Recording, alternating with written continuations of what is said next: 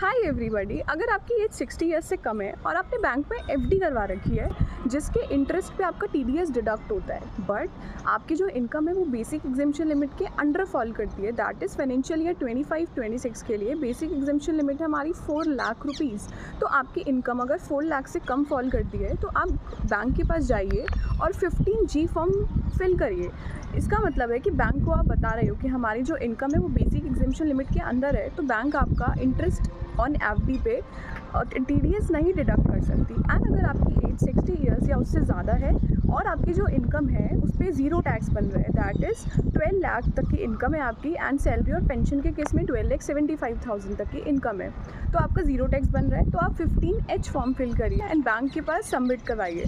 15G और 15H जो forms है वो सेल्फ डिक्लेरेशन फॉर्म्स है, तो ये ऑनलाइन और ऑफलाइन दोनों मोड्स में सबमिट हो सकते हैं। सेकेंडली आपके पास एक और ऑप्शन है, अगर आपकी जो इनकम है वो एक्सीड कर रही है बेसिक एग्जेम्पशन लिमिट से, तो आप अपनी एफडीज़ जो है वो इतने ही अमाउंट की करवाइए एक बैंक में, जो इंटरेस्ट है वो उस पर टीडीएस डिडक्ट ना हो।